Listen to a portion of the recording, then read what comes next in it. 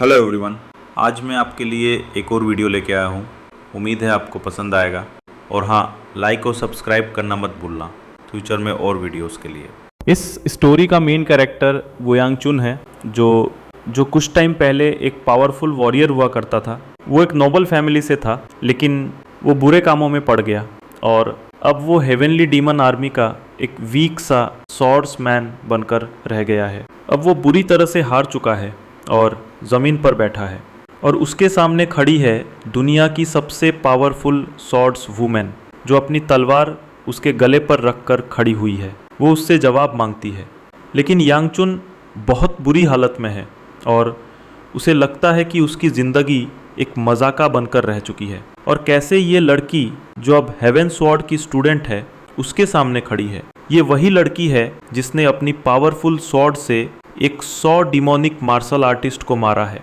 ये दुनिया की सबसे पावरफुल मार्शल आर्टिस्ट है और यांग चुन का पैडल चल रहा था, जो उसका सामना इस लड़की से हो गया, क्योंकि ये वही बेरहम वॉरियर है जिसने अपनी तलवार से हेवनली डीमन को हराया और उसे कुत्तों की मौत मारा। लेकिन अगर देखा जाए तो हेवनली डीमन ने ही दोनों आर्मीज के बीच ये वॉर शुरू की थी और अब जब इस लड़की ने उस डीमन को मार दिया है तो फाइनली ये लड़ाई खत्म हो जाएगी। इस पावरफुल वॉरियर का नाम सियोला है, जो इस बदमाश पर चिल्लाती है क्योंकि वो उसके सवालों का जवाब नहीं दे रहा। ये देखकर वो बहुत गुस्से में आ जाती है। यांग चुन अभी भी उसे ये नहीं बता रहा कि डीमन कहाँ छुपा हुआ है। उसका चेहरा गुस्से से भर जाता है जब वो उसे उसकी इंसानियत याद दिलाती है और कहती है कि वो भी कभी इंसान हुआ करता था, लेकिन अगर वो बात करना भी चाहे तो एक लफ्ज़ भी नहीं बोल सकता, क्योंकि उसे डीमंस ने बहुत बुरी तरह टॉर्चर किया था। ऐसा लगता है जैसे हमेशा के लिए किसी ने उसका गला दबा दिया हो और उसके दिल पर किसी ने एक पावरफुल कर्स लगा दिया हो और हर सांस के साथ ये कर्स उसे नरक जैसी ज़िंदगी जीने पर मजबूर कर रहा है और उसे ये सीक्रेट बताने से रोकता है। ये देखकर सियोला की आंखों से आंसू निकलने लगते हैं। ये वही वॉरियर है जिसने अकेले एक पूरी आर्मी और उनके किंग डीमन को हराया है और अब एक वीक से सोल्जर के सामने रो रही है। वो उससे डीमन का पता बताने की रिक्वेस्ट करती है ताकि वो उसकी जान बचा सके, लेकिन उस लड़की को यांगच पर लगे कर्ज का नहीं पता, इसलिए वो सोचती है कि शायद वो जानबूझकर वो सीक्रेट छुपा रहा है। एक बहादुर वॉरियर को इतनी बुरी हालत में देखना यांग चन के लिए एक इंटरेस्टिंग सीन है। वो सोचता है कि क्या वो सच में डीमन से इतनी नफरत करती है। शायद वो ये सब अब फियान से सानन के कहने पर कर रही है। यांग को उसकी ये हालत देखकर थोड़ी सी हंसी आ जाती है। वो सोचता है कि दुनिया की सबसे पावरफुल औरत अपनी मोहब्बत की वजह से उसके सामने रो रही है। उसकी ये हंसी देखकर चोला को और गुस्सा आ जाता है और वो उसे फुटबॉल की तरह जमीन पर पटक दे। भले ही वो इस सीक्रेट के लिए इतना सब कुछ कर रही है, लेकिन उसे लगता है कि यांगत जानबूझकर उसका साथ नहीं दे रहा और उसे इस बात का रिग्रेट होता है कि उसने उसे पहले क्यों नहीं मारा। तभी शोला की बातें यांग के दिमाग में घूमती है और वो उस टाइम के बारे में सोचता है जब वे दोनों पहली बार मिले थे। उसे याद आता है कि वे एक मार्केट में मिले थे और तब दोनों छोटे बच्चे थे। उस दिन सियोल ने पहले उसके पास आकर एक आलू दिया था, लेकिन उनका ये खूबसूरत छोटा सा रिश्ता एक बुरी दुश्मनी में बदल गया जब यांग ने अपने ही लोगों से धोखा करके डिमोनिक मार्शल आर्टिस्ट का रास्ता चूज किया। इसलिए अपनी इस हालत का वो खुद ही जिम्मेदार है। फिर भी चोला अभी भी अपने आप को संभालने के लिए इतनी कोशिश कर रही है और तभी वो वहां से जाने लगती है। अचानक वो मुड़ती है और देखती है कि यांगत जमीन पर रेंगता हुआ कुछ लिख रहा है। वो परेशान होकर पूछती है कि यांगचन क्या कर रहा है। वो सियोला को सीक्रेट लिखकर बताना चाहता था, लेकिन उसके दिल पर लगे कर्ज का इफेक्ट ज़्यादा हो गया, जिससे वो खून की उल्टी करने लग गया। लेकिन फिर भी यांगच ने हिम्मत नहीं हारी और वो लिखता गया। उसे इस बात का अच्छी तरह पता है कि अगर वो इस कर्ज के खिलाफ जाएगा तो उसका दिल फट जाएगा और उसकी बॉडी खत्म हो जाएगी, और आखिरकार यही होता है। वो कर्ज के होते हुए सीक्रेट बताने की कोशिश करता है और उसका दिल फट जाता है। उसे मरते हुए अपनी पुरानी दोस्त की आवाज़ सुनाई देती है, लेकिन अब बहुत देर हो चुकी है। उसने बहुत खून खो दिया है और अब उसे कुछ सुनाई नहीं दे रहा। सियोला उसकी ये हालत देखकर समझ जाती है कि उस पर कोई कर्ज लगा हुआ है और उसे रोकने की कोशिश करती है, लेकिन वो फिर भी लिखता था। जहन की जिंदगी का बस एक ही पछतावा है, वो ये सच नहीं बता सका कि उसने अपने क्लैन के साथ गद्दारी जानबूझकर नहीं की, बल्कि धोखे से उसे मजबूर किया गया था।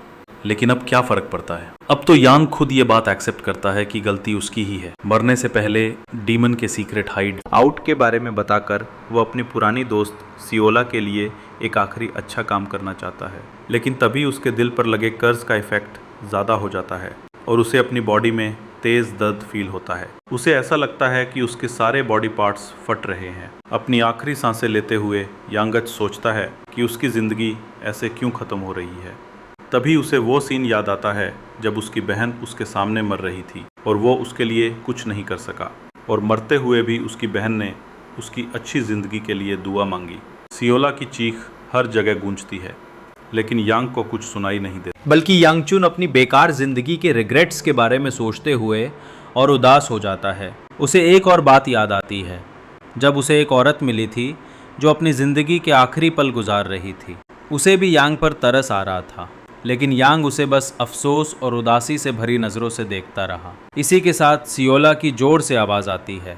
वह उसका नाम बार बार चिल्लाती है और उसके आंसू उसके चेहरे से गिरने लगते हैं। आखिर में यांगचुन को एक और सीन याद आता है, जब एक वाइट बालों वाली औरत उसकी बाहों में थी। वह उससे चुपके से पूछती थी कि क्या वो रो रहा है, लेकिन यांगचुन हमेशा इमोशनललेस फेस रखता था और कहता था कि ये उसके आंसू नहीं बल्कि बारिश है। मरने से पहले वह औरत चांद के बारे में जानना चाहती थी और उसके अब्रों में बात करते हुए ही मर गई। उसकी मौत पेट में लगे घाव की वजह से हुई थी। एक टाइम था जब यांगचुन फेमस हाउस कूप ऑफ सानो का एक अच्छा वॉरियर हुआ करता था।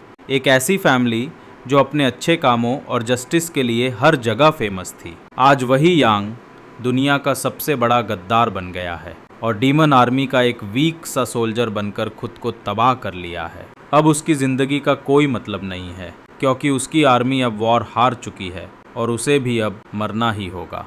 मरने से पहले ही एक तरह से उसकी ज़िंदगी खत्म हो चुकी है और वह नर्क जैसी ज़िंदगी जी रहा है। जैसे ही वो अपनी आंखें बंद करता है, उसे सियोला की आवाज़ साफ सुनाई देने लगती है, लेकिन ये अभी वाली सियोला नहीं बल्कि बचपन वाली छोटी सियोला है, जो उससे पूछ रही है कि क्या वो आलू लेगा।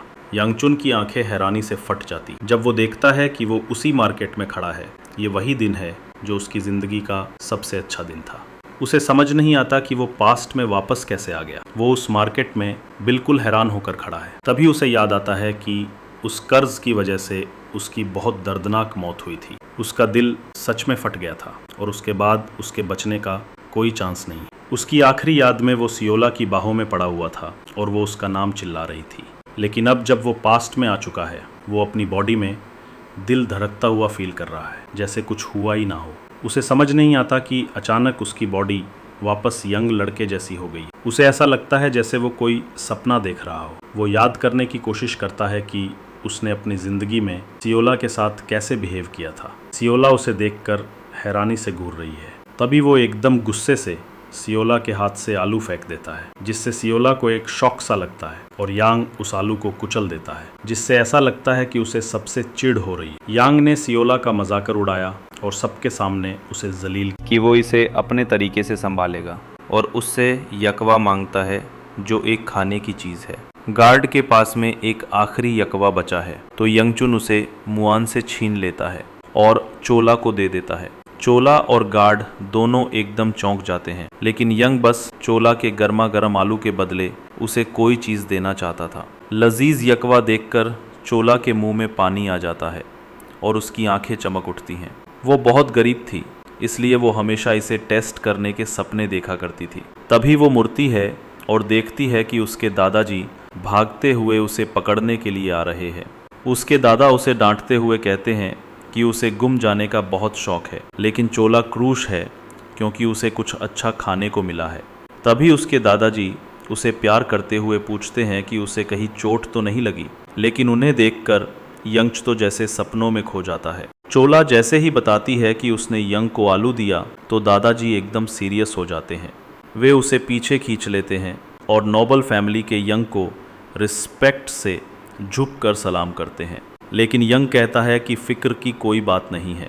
वो तो उसका शुक्रिया अदा करना चाहता था क्योंकि उस छोटी लड़की ने उसे एक टेस्टी आलू दिया। यंगचुन उसके दादा की रिस्पेक्ट करता है, उनके खाने की तारीफ़ करता है और बदले में यकवा देता है। पहले तो चोला के दादाजी सोच में पड़ जाते हैं, लेकिन वे देखते हैं कि उनकी पोती खुशी से उछल रही है और याकवा खाने के लिए उतावली हो रही है। लेकिन उस बेचारी का दिल टूट जाता है जब उसके दादाजी उसे खींच कर ले जाते हैं। उन्हें लगता है कि मास्टर यांग से इतना टेस्टी खाना लेना मास्टर यांग की बेइज्जती होगी, लेकिन यांगचुन कहाँ हार मानने वाला था। वह उस बूढ़े को रोकता है और सियोला का ख्याल रखते हुए खुद वह याकवा उसके हाथ में पकड़ा देता है। सियोला की आंखें खुशी से खुल जाती हैं और दादाजी हैरानी से खड़े देखते रह जाते हैं। बस इस एक बात से सियोला समझ लेती है कि उन्हें वह मिल गया जो वह ढूंढ रहे थे।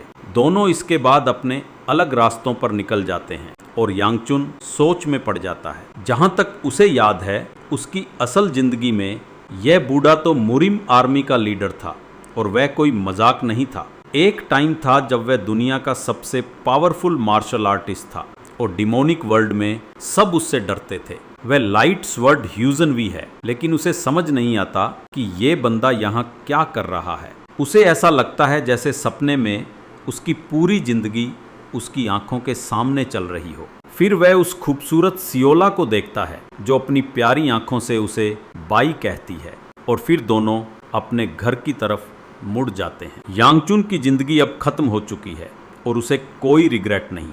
वह सोचता है कि अब इस सपने को ख़त्म करने का टाइम आ चुका है, लेकिन सपना ख़त्म नहीं होता। यहाँ तक कि वो अपने फैमिली हाउस तक पहुँच जाता है। नॉर्मली कोई सपना इतना लंबा और रियलिस्टिक नहीं होता, लेकिन अब तो बहुत ज़्यादा टाइम हो गया है और यांगचुन सोचने लगता है कि क्या ये हेवनली डीमन का कोई कर्स है या उसकी कोई शैतानी चाल है। वो सोच रहा होता है कि अचानक एक लड़की की आवाज़ उसके कानों में पड़ती है जो हैरानी से कहती है कि उसका भाई घर वापस आ गया है। ये लड़की यांगचुन की दूसरी बड़ी बहन है जिसका नाम स्कारलेट फायरस यास्कू है और दुनिया में यंग से सबसे ज़्यादा नफरत करने वाली लड़की यही है। साफ साफ कहा जाए तो वो यंग की नंबर 1 दुश्मन है। तो दोस्तों चलिए इस वीडियो को यहीं एंड करते हैं। नेक्स्ट पार्ट की रिकॉर्डिंग ऑलरेडी हो चुकी है और अगर इस वीडियो पर सपोर्ट अच्छा रहा तो नेक्स्ट पार्ट जल्दी आ जाएगा। तब तक के लिए लाइक और सब्सक्राइब ज़रूर करना। Thanks for watching the video till the end.